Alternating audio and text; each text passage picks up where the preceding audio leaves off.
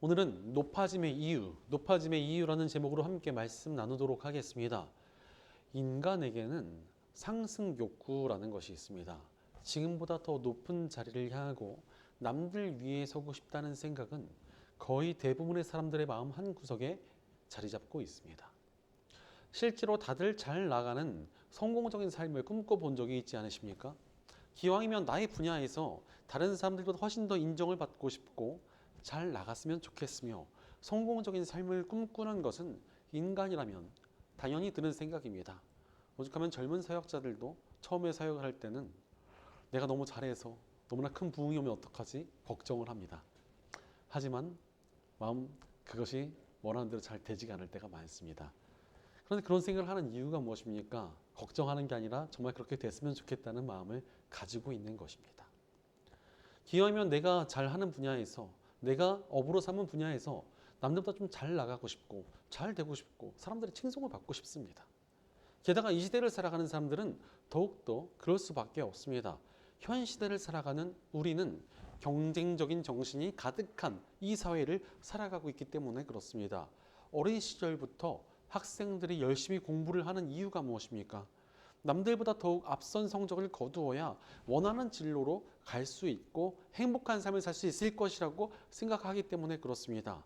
회사를 다니더라도 경쟁해야 되고 사업을 한다면 더더욱 경쟁에 내몰리게 됩니다. 게다가 또 이렇게 경쟁에 눈이 멀어버리면 정말 말도 안 되는 비이성적인 행동을 하게 됩니다. 너무나 경쟁심에 사로잡혀 있고 남들과 비교하며 남들을 이기려고 하고 내가 더 남들보다 높은 자리에 오르려고 하면은 우리의 인간성과 우리의 도덕성이 상실될 때가 있다는 것입니다. 그런데 오늘 말씀에서 함께 우리가 살펴보고자 하는 야고보도 그러했습니다. 오늘 말씀은 이 땅에서의 사역을 마무리하시기 위하여 이제 예루살렘에 십자가를 지시려고 떠나려고 하시는 이 예수님께서 제자들에게 단호한 결단을 말씀하시는 상황이었습니다. 이제 곧 나는 십자가에서 죽고 다시 살아날 것이니 너희도 이제 핍박과 고난을 각오하고 따라오라며 제자들의 결단을 촉구하고 계셨습니다. 얼마나 이것이 중요한 장면입니까? 이제 내 인생의 가장 중요한 사역을 나는 앞두고 있고 이 사역에 너희도 함께 따라오거라 이렇게 말씀하시는 너무나 중요한 상황인데 여기에 찬물을 확 하고 끼얹는 사람들이 있었습니다. 20절을 보니 그때의 세베대의 아들들의 어머니가 아들들과 함께 예수께 다가와서 절하며 무엇인가를 청하였다라고 말씀하십니다. 예수님께서 십자가와 죽음에 대해서 또 사명에 대해서 한참 말씀을 하시는데 야고보와 요한이 어머니를 모시고 예수님께 나와서 요청을 드린 것입니다. 이어서 21절을 보면 이 야고보와 요한의 어머니는 나의 이 두 아들을 선생님의 나라에서 하나는 선생님의 오른쪽에 하나는 선생님의 왼쪽에 앉게 해 주십시오라고 부탁을 드립니다. 자신의 지금 두 아들을 예수님께서 이루실 나라에서 왼팔과 오른팔로 삼아주세요 이렇게 부탁을 한 것입니다. 이런 부탁을 한 이유가 무엇입니까? 지금 이 세 모자는 예수님에 대해서 완전히 잘못 생각을 하고 있었습니다. 그들은 예수님께서 십자가를 통하여 인류를 구원하시고 영적인 하나님 나라를 이루어 주신다라는 것을 이해하지 못하고 있었습니다. 그들은 예수님께서 군사적인 메시아로 이 땅에 오셨다고 착각을 했습니다. 그래서 유대의 왕국을 멸망시키고 유대인들을 지배하고 있는 이 강한 제국들, 그 중에서도 지금 이 유대인들을 지배하고 있는 이 로마 제국을 예수님께서 군사적인 메시아로 병사를 일으켜서 무너뜨릴 것이다 라고 기대를 했습니다. 그리고 새로운 이스라엘 제국을 세워주시면 거기서 야고보와 요한 이 두 아들을 넘버 2, 넘버 3로 시켜달라 이렇게 요청을 하러 온 것입니다. 굉장히 성공지향적인 부탁을 하고 있는 것입니다. 이들이 너무나 상승 욕구를 가지고 성공지향적이며 경쟁적으로 살고 있으니까 예수님께서 지금 하나님 나라를 이야기하시는 것을 이해하지 못하고 있는 것입니다. 게다가 너무나 중요한 말씀을 하시고 계신데도 불구하고 거기다가 찬물을 싹 끼얹게 된 것입니다. 그런데 크리스천들 중에서도 이런 사람들이 적지 않습니다. 크리스천들과 교회마저도 경쟁에 빠져버리면 도무지 하나님의 사람이라고 볼 수 없는 악한 행동을 하게 될 때가 있습니다. 하나님의 뜻을 무시하게 되고 하나님께서 바라시는 계획에 회방을 놓는 사람들이 생긴다는 것입니다. 제가 예전에 사역하던 교회는 그리 크지 않은 동네 교회였는데 근처 초대형 교회에서 그 교회에 들어오는 길목에 자기네 셔틀버스 정류장을 만들어 놓았습니다. 그리고는 그 교회로 오는 사람들 앞에서 이 버스에 타시면 선물을 주겠다면서 버스기사 아저씨가 이 선물을 손에 흔들고 있었습니다. 한마디로 이 동네에 있는 중형교회에 오는 사람들을 다 뺏어가겠다면서 그렇게 작전을 쓰고 있었던 것입니다. 더 웃긴 거는 이 다음 정류장은 또 다른 교회예요. 이 근처에 있는 모든 교회들 앞에마다 그 교회가 정말 초대형 교회가 버스 정류장을 만들어 놓았습니다. 왜 이런 짓을 하는 것입니까? 이렇게 해서 교회를 더 키우고 교세를 더 확장해서 더 큰 교회를 만들겠다는 것입니다. 그런데 이렇게 해서 더 큰 교회를 만들고 숫자를 늘리면 하나님께서 야, 너 정말 잘했구나. 내가 너를 너무나 기뻐한다. 이러면서 좋아하시겠습니까? 전혀 그렇지 않습니다. 바로 너무나 성공지향적이고 경쟁적으로 살다 보니까 하나님의 뜻을 따르기는커녕 하나님의 뜻을 회방해버리고 있는 것입니다. 그러나 하나님의 뜻대로 살 때만 우리 크리스천들의 삶이 온전할 수 있는 것 아니겠습니까? 온전히 하나님의 뜻을 향해야만 우리의 삶이 제대로 될 수가 있습니다. 그래서 올해 우리는 Anchors Away, 하나님의 뜻을 향해 나아가자라는 주제를 가지고 여러 성경의 인물들을 살펴보고 있습니다. 오늘은 굉장히 경쟁적이었고 성공지향적이었지만 그것을 극복하고 하나님의 뜻을 향하여 아름답게 쓰임받은 예수님의 제자 야고보를 살펴보고자 합니다. 방금 살펴보신 것처럼 야고보는 굉장히 성공지향적이고 경쟁적인 사람이었습니다. 사실 야고보가 괜히 자기 어머니를 동원해서 예수님께 자기를 넘버2로 삼아달라 이렇게 요청한 것이 아닙니다. 야고보의 집안은 굉장히 부유했으며 권력자들과도 굉장히 친한 권세가 있는 집안이었습니다.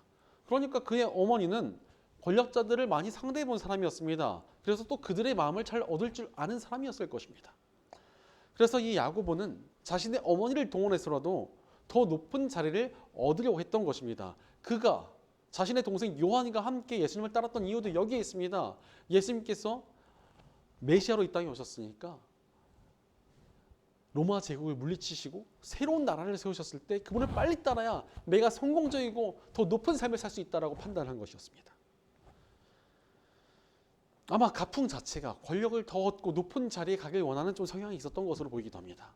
실제로 이러한 성향이 많이 나타나는데 예수님께서 이 야고보와 요한 두 형제에게 별명을 붙여주셨습니다. 그 별명이 바로 우레의 아들입니다. 정말 우레처럼 천둥 번개처럼 화를 잘 내고 성깔이 좋지 않았다는 것입니다.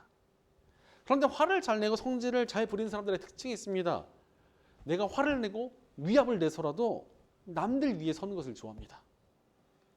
실제로 야고보와 요한이 복음을 전하다가 이 사마리아 사람들한테 복음을 전했습니다. 그런데 이 사마리아 사람들이 복음을 거절하게 됩니다. 그러니까 이들이 예수님께 쪼르르 달려와서 예수님 저놈들이 복음을 받아들이지 않습니다. 저들에게 불을 내려서 저들을 다 불태워 죽여주십시오 이렇게 요청을 드립니다. 이게 얼마나 이상한 부탁입니까? 그리고 그들은 또 이상하게도 웬만하면 예수님 곁에 딱 붙어 다니면서 높은 자리에 얻을 기회를 항상 노리고 살았습니다. 그야말로 상승 욕구가 대단한 사람이 바로 이 두 형제였습니다. 이 강한 상승 욕구를 가진 이 두 형제를 향해 예수님께서는 22절에 너희는 너희가 구하는 것이 무엇인지도 모르고 있다. 내가 마시려는 잔을 너희가 마실 수 있겠느냐라고 말씀하십니다. 너희들이 원하는 성공과 높은 자리는 내가 바라는 것과 전혀 다르다는 것입니다. 실제로 예수님께서 원하시는 성공이 무엇입니까? 생각보다 적지 않은 크리스천들이 일단 성공하고 높은 자리에 오르면 이것만으로 하나님께 내가 영광을 돌렸다라고 생각을 합니다. 그런데 여러분 크리스천들이 부자가 되고 성공하고 잘 나간다고 하나님께 영광이 됩니까? 우리가 시기하고 질투하는 사람이 있을지언정 그것만으로 하나님의 영광이 높아지진 않는 것 같습니다. 그 자리에 가서 개판치고 살아가면은 오히려 하나님의 영광에 누가 될 뿐입니다. 그렇다면 예수님께서 바라시는 믿음 안에서의 성공이 무엇입니까? 우리가 믿음 안에서 성공한다는 것은 예수님께서 가셨던 그 십자가의 길을 따라 걷는 것입니다. 나의 뜻과 의지를 내려놓고 하나님의 뜻을 따라 살아가는 것이 바로 하나님 안에서의 성공입니다. 그러니 믿음을 가진 우리가 높아지고 싶다면 그냥 나 높아질 거야, 성공할 거야, 부자가 될 거야 라고만 생각해서는 안 됩니다. 그 자리를 통해 내게 주신 하나님의 뜻을 이루겠다는 각오와 결단이 필요하다는 것입니다.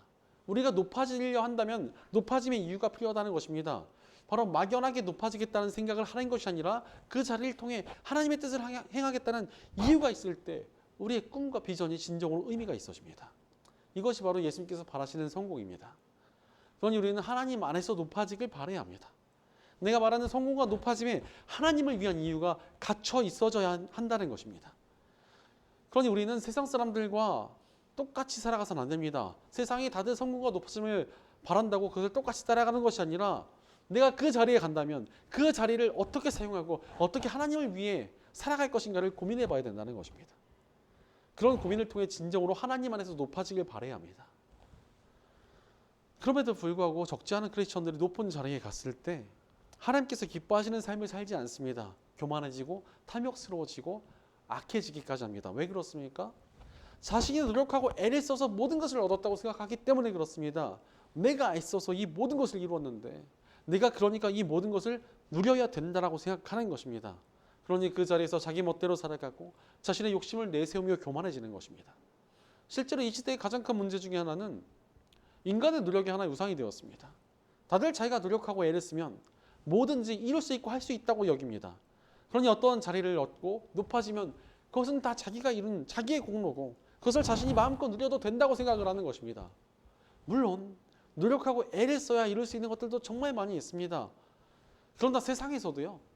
운칠기삼이란 말이 있습니다. 어떠한 일이 이루어졌을 때 기술, 나의 실력은 3할밖에 안 되고 7할이 운이라는 것입니다.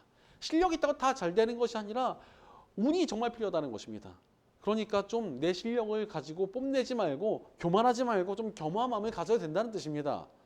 심지어 우리 크리스천들은 어떤 일을 잘 되게 하는 것이 운이 아니라 높은 자리든 성공이든 어떠한 일이든 그것을 주시는 분이 있다는 것을 알고 있습니다. 바로 우리 하나님의 뜻대로 모든 것이 이루어지게 됩니다. 그러니 내가 높은 자리를 얻고 성공한 것은 내가 잘한 것보다 하나님께서 주실 때 얻을 수 있는 것입니다.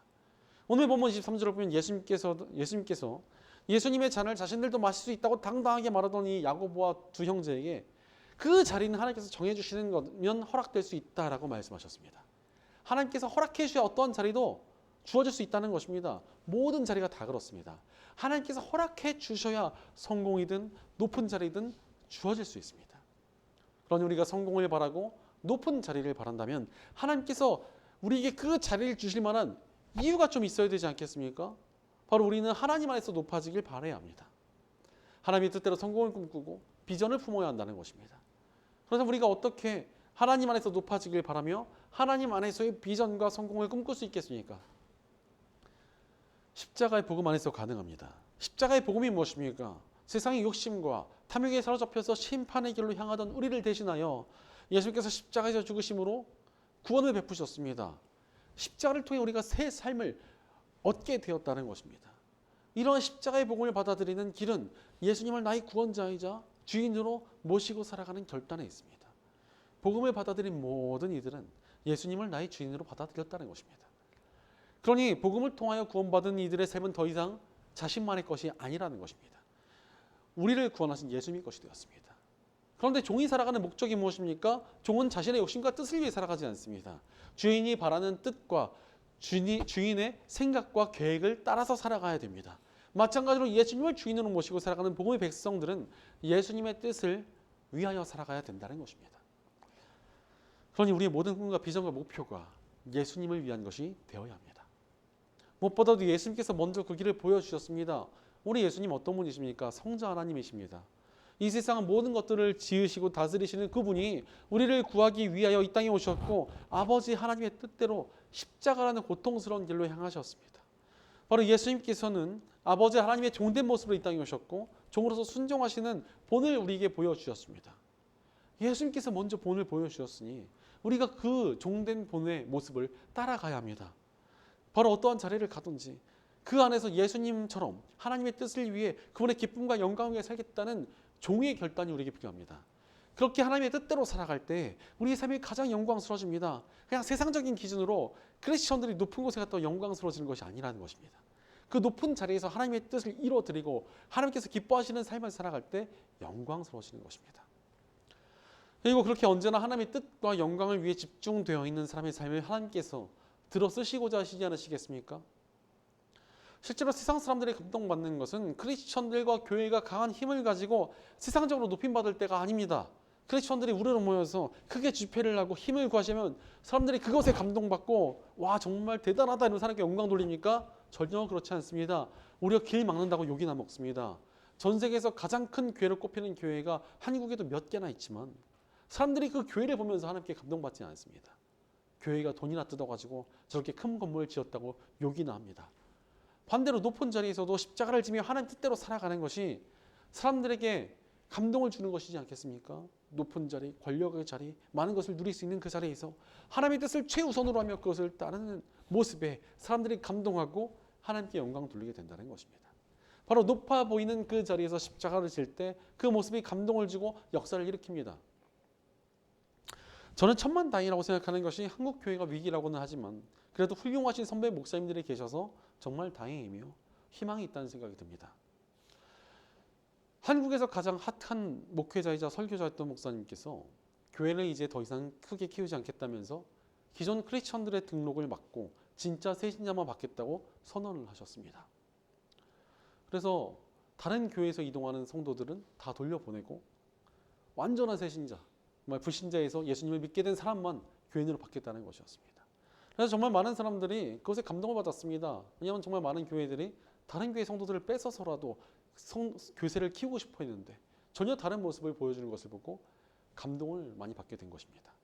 그런데 이번에는 이분이 성장하던 교회를 갈라서 분리 개척을 시키셨습니다. 더 크고 영향력 있는 교회 대신 나누고 흩어짐으로 하나님의 뜻을 이루겠다고 하신 것입니다. 세상에서도 그러듯 목사님들도 교회가 크면 더욱더 권세가 생기고 영향력과 발언권이 생깁니다. 그러나 이것은 세상과 반대되는 길이지 않습니까? 하나님의 뜻이기에 이런 길을 택하셨고 그것이 또 많은 사람들에게 감동을 주었습니다. 아직 한국교회에 희망이 있다. 아직 한국교회에 하나님께서 기뻐하시는 뜻을 이루는 교회다라는 것을 보여주셨다고 생각합니다. 바로 내게 높은 자리가 주어졌을 때 그곳에서 하나님을 위해서 살아가면 그것이 바로 하나님의 영광이 되며 선한 영향력이 되는 것입니다. 그러니 우리도 어느 자리에 가든지 하나님의 뜻대로 살겠다는 선한 결단으로 하나님 안에서 높아지길 바라야 합니다. 그 결단이 하나님께서 우리의 삶을 가장 선하게 이끌어 가실 이유가 됩니다. 그러므로 어떤 자리에서든지 하나님께서 기뻐하시는 삶을 살겠다는 결단 위에 높아지겠다는 꿈을 꾸시기 바랍니다. 그때 우리 꿈도 바램도 삶도 하나님 안에서 복되어질 것입니다. 그렇다면 우리가 구체적으로 어떻게 하나님 안에서 높아지기 위한 꿈을 꿀 수 있겠습니까? 첫째로 나의 높아짐으로 상처받는 이들이 없게 해야 합니다. 내가 만약에 무엇인가를 얻고 어떤 자리를 가면 성공했을 때 그것이 좀 잘못된 길이다라는 명확한 증거가 있습니다. 그 증거가 무엇입니까? 나 때문에 억울한 사람, 분개하는 사람이 생기면 잘못된 것입니다. 예를 들어 내가 성공하기 위해서 누군가를 짓밟고 내가 더 높은 자리를 가기 위해서 누군가에게 악한 술수를 써고 악한 음모를 꾸몄다면 그것은 무조건 잘못된 것입니다. 그것이 어떻게 하나님께서 기뻐하시는 뜻이겠습니까? 또한 좋은 대학이나 좋은 직장에 가게 되었다고 또 돈 많은 사람과 결혼하게 되었다거나 할 때 그것을 가지고 너무 심하게 자랑질을 하면 남들을 무시하면 주변 사람들이 상처받지 않습니까? 이런 태도도 잘못되었다는 것입니다. 그런데 오늘 본문에서도 야고보 요한이 자신을 높은 자리에 세워달라고 예수님께 요청을 드린 것을 알고 다른 제자들이 분개합니다. 니들이 뭔데 갑자기 우리들보다 더 높은 자리에 서겠다고 하는 것이냐? 니들이 높아지겠다 우리를 무시한 것이냐? 이러면서 화를 낸 것입니다. 이렇게 남들을 상처 입히고 질투와 시기심에 휩싸이게 만들며 괴롭게 하는 것이 어떻게 하나님의 뜻이겠습니까? 우리는 다른 이들의 마음을 생각하며 하나님 안에서 높아지길 바라야 합니다. 어떻게 그럴 수 있습니까? 나의 높아짐이나 성공을 가지고 남들을 무시하거나 너무 과도하게 자랑하면 안 된다는 것입니다. 또한 너무 악한 방법을 사용해도 안 된다는 것입니다. 물론 조심해도 시기 질투하는 사람들도 있습니다. 하지만 그들을 덜 자극하는 길이 분명히 있습니다. 바로 내가 아닌 하나님만을 높여드리는 것입니다. 내가 어떤 자리를 얻고 어떤 높은 곳을 향하게 되었을 때 내가 잘한 것이 없고 다 하나님께서 하셨다. 이렇게 하나님만 높이면 그나마 질투나 시기가 덜 생기고 상처도 덜 생기기 마련입니다. 우리가 자신을 낮추고 하나님만 높이면 하나님의 위대하심에 대해 생각해 볼 수가 있게 되니까 전도가 될 수도 있고 믿음의 격려가 될 수도 있습니다. 그러니 하나님께서 얼마나 영광 받으시겠습니까? 제가 대학 다닐 때 이 채플 시간에 여러 팀들이 와가지고 찬양 인도를 하게 되었습니다. 그런데 한 친구가 그 채플 시간에 찬양을 준비를 했는데 얼마나 준비를 열심히 했던지 그 찬양 시간이 그야말로 눈물 바다가 되었습니다. 제가 대학 4년, 그다음 대학원 3년, 박사과정 때는 체풀을 안 드리니까 빼고 7년 동안 체풀 시간에 그렇게 눈물 바다가 된 것이 그거 처음이었습니다. 그러니 많은 학생들이 그 친구를 정말 많이 칭찬해 줬습니다.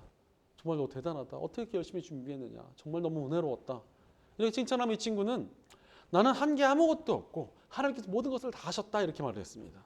심지어 사람들이 계속 칭찬을 하니까 이 친구가 나는 정말 아무것도 한 것이 없고 오직 하나님만이 하셨는데 왜 이렇게 자신을 칭찬하느냐며 하나님만 높여드려야 된다고 이 친구 울먹이기까지 했습니다. 그러니까 이 친구를 좀 질투하던 사람들이 좀 있었습니다. 바로 다른 찬양 인도자들이었습니다. 그들도 숙연해지고 다들 오히려 이 친구의 겸손한 모습에 굉장히 크게 감동을 받았습니다. 바로 우리는 어떠한 자리에 있었든지 늘 하나님을 높여드리며 나를 낮춰야 합니다. 그래야 영광스러운 자리에 머물게 되어도 그 자리가 우리의 영혼을 망치지 못하게 됩니다. 심지어 그런 겸손한 태도가 다른 영혼들의 마음도 지켜줍니다. 그러니 늘 하나님을 높이는 겸손함으로 하나님 안에서 높아지길 바라야 합니다. 그때 우리 성공이 아름다워질 것입니다. 언제나 하나님을 높여드리는 겸손한 마음을 품고 꿈과 비전을 가지며 하나님께 쓰임받는 저와 여러분 되시기를 간절히 축원합니다. 둘째로 나의 높아짐을 통하여 다른 이들을 섬겨야 합니다. 내가 높아지는 것을 통하여 우리가 해야 할 일이 무엇입니까? 그 자리를 나 혼자 누리고 나 혼자 잘 나가기 위해서 그것을 꿈꾼다면 하나님께서 그 꿈을 기뻐하실 리가 없습니다. 오히려 나의 꿈과 소망을 통해 다른 이들을 섬기길 바라야 된다는 것입니다. 그래서 오늘 말씀 26절, 27절에서도 예수님께서 말씀하시길 너희 가운데서 위대하게 되고자 하는 사람은 누구든지 너희를 섬기는 사람이 되어야 하고 너희 가운데서 으뜸이 되고자 하는 사람은 너희의 종이 되어야 한다고 말씀하셨습니다. 내가 잘 되고 잘 나가는 것을 가지고 남을 무시하며 잘난 척하며 나 혼자 그것들을 독식하는 게 아니라 오히려 그것으로 섬기는 사람이 되어야 한다는 것입니다. 그때 우리의 높아짐이 하나님의 영광과 기쁨이 될 수 있습니다. 빈점이라는 소설을 써서 일본의 국민 작가가 된 미우라 아야코라는 분이 계십니다. 이분의 소설에는 기독교 정신이 많이 담겨 있어서 사람들에게 더욱 큰 감동을 주었습니다. 그런데 이분의 삶은 더더욱 감동적이라 사람들이 굉장히 크게 감명을 받았습니다. 사실 미우라 아야코의 남편이 경제적인 능력이 그리 좋지 않은 사람이었습니다.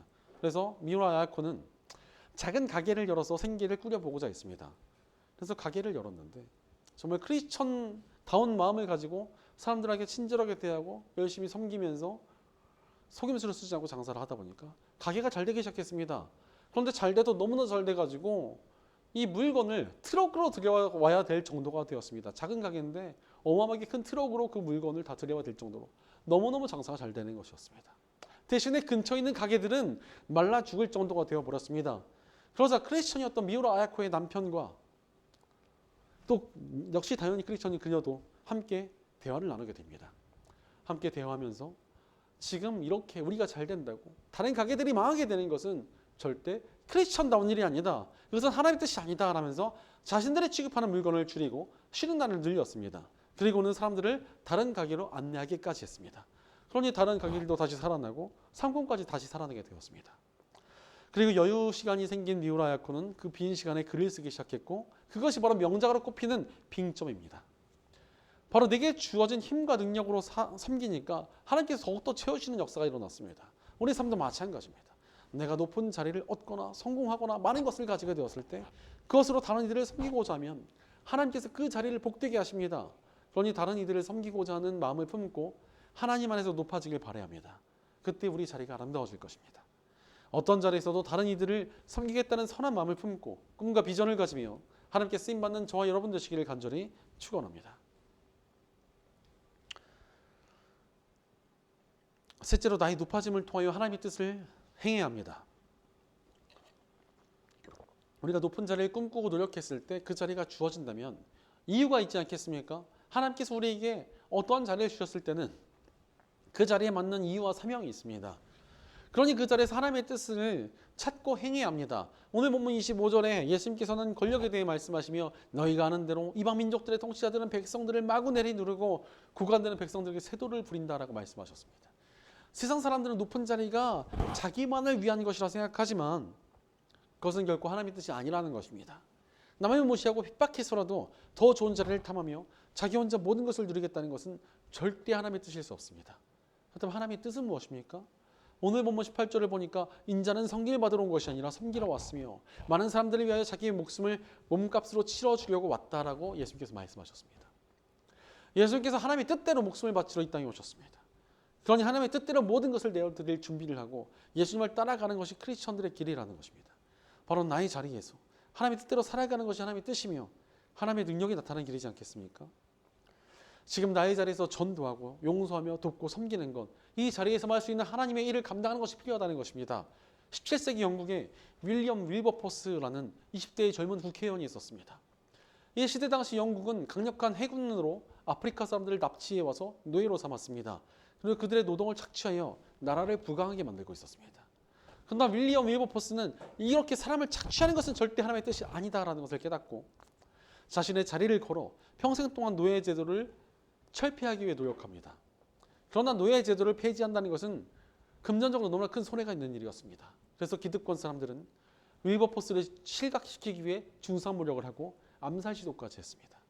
그럼에도 윌버포스는 하나님의 뜻이 맞다는 것을 알았기 때문에 끝까지 노예 제도와 싸웠고 그의 노력으로 인하여 영국은 노예 제도를 폐지하기로 결정합니다.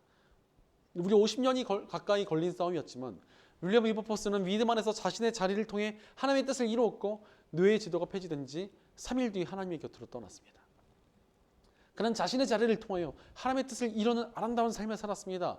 우리가 우리의 자리를 사용하여 하나님의 뜻을 이루겠다는 아름다운 마음이 있으면 하나님께서 우리의 삶을 들어서 아름답게 사용하실 것입니다. 그러니 하나님의 뜻을 가슴에 품고 하나님 안에서 높아지길 바라야 합니다. 그때 우리 삶이 복되게 쓰임받게 될 것입니다. 나의 자리를 통해 하나님의 뜻을 이루겠다는 사명감을 품고 꿈과 비전을 가지며 하나님께 쓰임받는 저와 여러분 되시기를 간절히 축원합니다. 사랑하는 여러분, 하나님 안에서 높아지길 원하십니까? 우리가 성공을 바라고 높은 자리를 향할 때 하나님 안에 있어야 합니다. 그렇게 하나님 안에 서 있을 때 우리가 진짜 높아짐과 성공을 맛볼 수 있게 됩니다. 하나님 안에서 서 있는 사람만이 하나님께서 인도하시는 손길 가운데서 제대로 쓰임받는 복된 삶을 살 수 있기 때문에 그렇습니다. 오늘 본문의 주인공인 야고보는 아주 성공지향적인 사람이었습니다. 하지만 그는 예수님 안에서 철저히 깨지고 십자가 앞에서 변화되었습니다. 예수님의 제자를 대부분이 순교했는데 그들 중에 첫 번째 순교자가 바로 야고보였습니다. 야고보가 첫 번째 순교자가 된 이유가 무엇이었겠습니까? 그가 제일 먼저 나서고 제일 앞서서 복음을 전했기 때문이지 않겠습니까? 스스로 높이기 위해 살던 야고보가 변화되어 하나님 안에서 제일 먼저 하나님을 높이고자 하니 아름다운 순교의 열매로 자신의 삶을 드리게 되었습니다. 그러니 하나님 나라에서 그가 얼마나 높은 상급을 얻었겠습니까? 그러면 우리도 하나님 안에서 높아지길 바라야 합니다. 바로 다른 영혼들을 생각하며 나의 자리를 통해 섬기고 하나님의 뜻을 이루며 하나님 안에서 높아지길 바라야 합니다. 그때 하나님께서 우리 삶을 아름답고 능력 있게 사용하실 것입니다. 예전에 한 젊은 신학생이 노년의 저명한 신학자에게 정말 잘 쓰임받는 사역자가 되고 싶은데 비결을 알려달라고 물었습니다. 그러자 노년의 신학자는 당신이 스스로를 세상에서 제일 보잘것없는 사람이라고 생각할 수 있다면 하나님께서 반드시 당신을 들어 쓰실 것입니다 라고 답했습니다. 바로 우리는 하나님의 뜻 앞에서 철저히 낮아져서 하나님께 복종하는 태도를 가져야 합니다. 그런 태도가 하나님께서 우리를 높여 쓰실 이유가 되지 않겠습니까? 사도 베드로도 하나님의 능력의 손 아래서 자기를 낮추십시오. 때가 되면 하나님께서 여러분을 높이실 것입니다 라고 말했습니다. 바로 하나님의 앞에서 철저히 낮아져서 하나님의 뜻대로 쓰임받고자 하는 사람이야말로 하나님께 제대로 쓰임받을 수 있게 되는 사람이라는 것입니다. 그러니 하나님의 뜻 안에서 낮아지며 하나님 안에서 높아지길 바라야 합니다. 그런 우리의 삶을 하나님께서 가장 아름답고 능력 있게 사용하실 것입니다. 그러므로 어느 자리를 가든지 하나님께서 기뻐하시는 삶을 살아갈 복된 사람은 누구입니까? 하나님의 뜻을 향해 낮아지고 겸손하게 살아가는 저와 여러분입니다. 영혼을 구하고 교회를 회복하며 하나님께 쓰임받을 귀한 하나님의 일꾼은 누구입니까? 영혼들의 마음을 생각하며 섬기고 하나님의 뜻을 행하는 저와 여러분입니다. 하나님의 능력으로 쓰임받으며 풍성한 은혜와 복을 누릴 사람은 누구입니까? 오직 하나님 안에서 하나님의 뜻 가운데 꿈과 비전을 품는 저와 여러분입니다. 늘 하나님의 뜻을 따르겠다는 순종과 낮아진 마음을 가지고 꿈과 비전을 가지며 하나님께 쓰임받는 저와 여러분 되시기를 주의 이름으로 간절히 축원합니다. 기도하겠습니다. 하나님께서 우리에게 새로운 놀라운 계획과 사명을 주셨는데도 불구하고 그저 우리만을 위한 성공과 꿈을 꾸진 않았는지 우리의 삶을 돌이켜봅니다. 그러나 이제 우리가 모든 꿈과 소망을 하나님 안에서 하나님의 뜻대로 가지길 원합니다. 우리의 모든 목표와 계획이 하나님을 위한 것이 되게 하여 주시옵소서. 하나님께서 우리의 삶을 이끌어주시고 복주실 만한 이유가 있는 삶을 살아가게 없소서. 늘 다른 영혼들을 생각하며 낮아지게 하시고 섬기는 태도로 선한 영향을 나타내게 없소서. 내가 오는 모든 것들을 통해 하나님의 뜻을 이루는 삶을 살도록 인도하여 주시옵소서. 우리 꿈과 비전이 하나님의 기쁨이 되게 하여 주시옵소서. 우리 공동체 가운데도 함께 계셔서 우리가 하나님 안에서 함께 하나님을 위한 꿈을 꾸며 함께 하나님의 뜻을 이루어드리는 아름다운 사명의 공동체가 되게 하여 주시옵소서. 늘 우리의 삶을 가장 좋은 길로 인도해 주시는 우리 주 예수님의 이름으로 기도드리옵나이다. 아멘.